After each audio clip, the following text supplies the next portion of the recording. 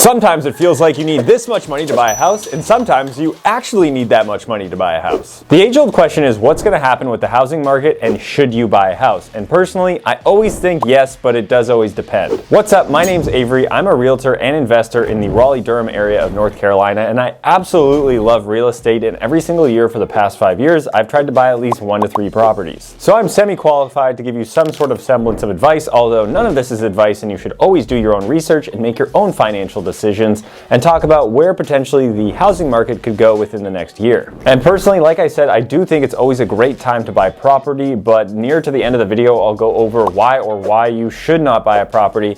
From my perspective, I'm always trying to invest, get more, and gain more of that wealth. First off, let's talk about the 2024 housing market and where it could potentially go. In 2020 and 2021, there was a ton of pent-up demand in order to purchase a home because the Fed completely slashed those interest rates, so it was really inexpensive for you to borrow money to buy a home.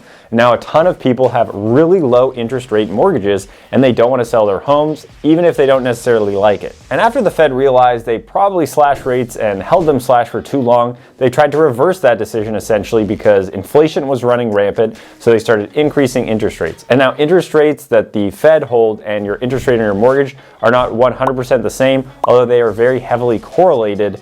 So once that happened, people started to freak out a little bit, pull back, and slow down on home buying. The one thing though that it did not help with, which was still true in 2020 and 2021, was the amount of inventory available for you to actually purchase a home. So if you hop on Zillow or one of those other websites, there's just not as many homes as there was for sale before the COVID-19 pandemic. And the big reason why today there's still a low amount of inventory is because those people have those low interest rate mortgages and they don't want to get rid of them, so they're not moving, ergo there's less homes for sale. Another reason is it is more expensive to purchase a home than it was a couple of years ago. People feel like they missed out on that opportunity and they'd rather just rent while prices continue to go up and those interest rates are still high.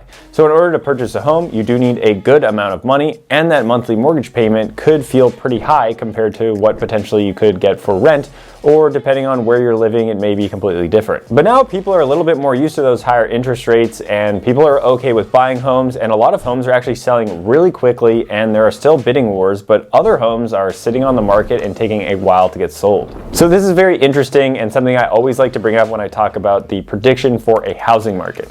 Now people really talk about the housing market as a whole across an entire geographic area, but personally it's extremely local. And it can get as local as the Raleigh or Durham area of North Carolina, but it can get as local as specific neighborhoods, even specific streets within that city that could sell faster than others, and it just really depends on the type of property that's for sale and the exact location that it's in.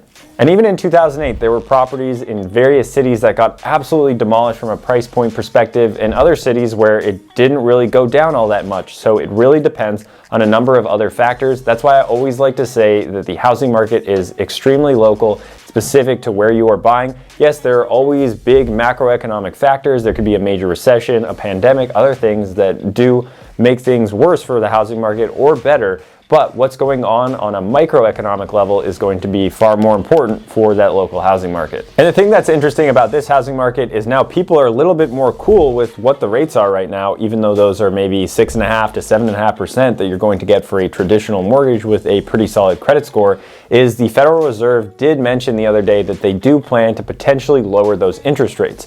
So if those interest rates start to go down and people are kind of already cool with where they are today, then most likely house prices will start going up again when people feel like those home prices are more affordable and that monthly mortgage payment becomes more affordable, being able to borrow money at a lower interest rate again. Now that interest rate won't be as low as the 2 or 3% that we saw during 2020 and 2021, but instead of 6.5% to 7.5%, we might be somewhere in the mid to high fives. Speaking of high fives, if you could scroll down and make that thumbs up button blue, I'd love to give you that virtual high five. Now that was extremely cringy, let me get back to what I was talking about. So again, the most important things here are going to be the local economy and what's going on there. Again, if there was a major recession or something crazy happened in the world, that would impact the entirety of the housing market. But for example, the market that I'm in, the Raleigh-Durham area, there are so many people moving here that some of those microeconomic factors really outweigh anything going on nationally. So if you consistently have population growth towards your city, people are going to need more and more housing. There's going to be more and more competition. And with that still lower lack of inventory, people are going to start bidding up housing prices. And that's really what I'm seeing. There can be houses that are listed for less than a day and they go way over asking. But still, there's other properties that are not so nice that sit for quite a while or potentially never get sold. But that really depends on the pricing, the quality of the house, where it's located, and how well that agent actually markets it. So to round that all out, personally, I do think that the housing market is going to continue to go up for the remainder of this year. And if we do see those Fed interest rate cuts, then it's going to go up even more, because especially in a market like where I'm at, so many people are moving here. There's also job growth opportunities and also the ability for a lot of people to continue to work from home and attempt to move to more affordable cities, while those unaffordable cities, people will always still want to live in, like New York, LA, and Boston. They just have a lot of attraction there too. But people are starting to want to move to these more affordable cities like the Raleigh, Durham area, and things are going to become less affordable in what are now considered those more affordable cities. The only thing that would potentially change my mind about the housing market continuing to go up would be if there was some major catastrophic disaster that would completely halt all of trade, like if there was a huge bomb that hit Hawaii or the Pacific Ocean just completely cut off, or some type of nuclear warfare. Something like that would obviously slow down housing prices because it would ruin the entire economy. Everything would be kind of screwed. So barring some major catastrophic event, I do think that housing prices will continue to go up. So now let's talk about the thing that you're more likely interested in, because you're trying to figure out where the housing market is going, is should you actually buy a house this year, or potentially should you wait? So you're probably going to hear a lot of schools of thought on this situation: if you should rent, if you should buy, if you should hold off, if you should do something completely different, like move to South America and live for a lot cheaper. And all of them are probably okay options in their own right. And if there was some crazy catastrophic event, the US definitely does not want that to happen, the US government, so they're doing things in order to not create another recession or housing market crisis. For example, when some of those regional banks went under, the government bailed them out because they did not want to see some type of repeat of '08. Not necessarily that that would create it, but they're really trying their best in order for everything to stay smooth and not have some type of crazy recession. So if you plan on renting, that's totally fine, and renting is not throwing away money. I do absolutely hate when real estate agents say that. You do have to live somewhere and it costs money, whether you have a mortgage or you're just renting. The one thing though about renting and this whole rent versus buy argument is that renting most likely will go up in price.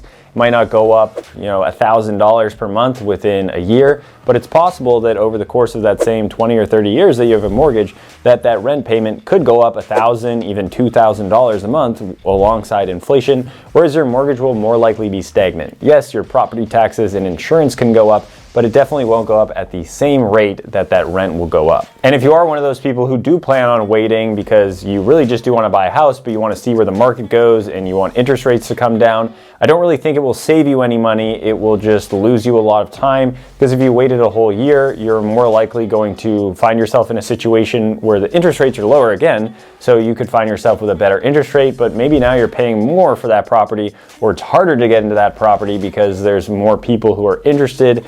And really, there's no point of you waiting if it's just going to be a year or two. If you do really just have to wait in order to save up money and feel like you're in a better financial standing, that's completely fine, and that's just where you are at in life. And speaking of financial standing, I really only think you should be buying a home if you are in solid financial standing.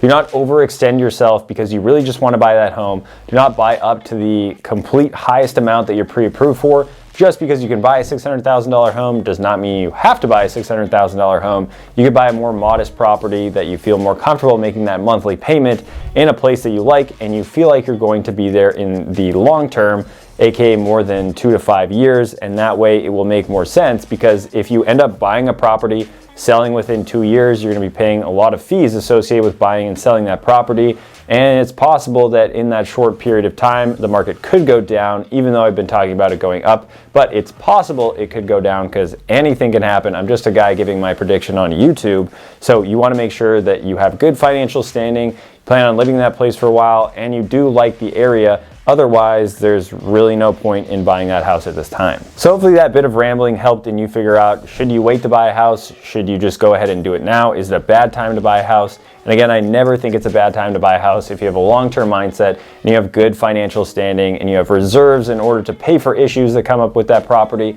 Because it's not just the down payment, there's closing costs, there's things you have to pay for. Housing stuff is kind of expensive to fix, but if you're buying in the right area, in a good opportunity that you feel like you can cover those monthly mortgage payments if there are any issues that arise, then in the long term, you will most likely win. And personally, I do love real estate. I own over $4 million worth of it. Now, I don't own all of it outright. I do have loans, but that is something that has made me pretty dang wealthy in a short period of time because it's an awesome vehicle in order to preserve and also create wealth. And personally, this year, I've already done one deal for myself, and I'm also still building a tiny home project that I plan to bring on Airbnb, and I'm turning my detached garage into an apartment, but I feel like I've been doing that one forever. None of those I actually need a loan for. The first one, yes, but I am buying the tiny home in cash. And then the ADU I'm doing with cash and a mixture of a home equity line of credit. I may end up doing an other project later in the year depending on where all of my finances are and how well my agent business is going and how much money I'm bringing in. But right now I'm playing a little bit conservative with some of the reserves I have set over from the job that I ended up just quitting and now being full-time in real estate. So if you guys like that video and you do or do not agree with my prediction for the housing market, definitely put a comment below and I'd love to hear your opinions on where you think they are, or if you plan on buying a house or just renting forever. So, and if you guys did like that video, please be sure to subscribe if you want to learn more about real estate investing or the real estate agent business, and make sure that you hit that like button and I'd really appreciate it. So thanks again, and more wealth is coming your way.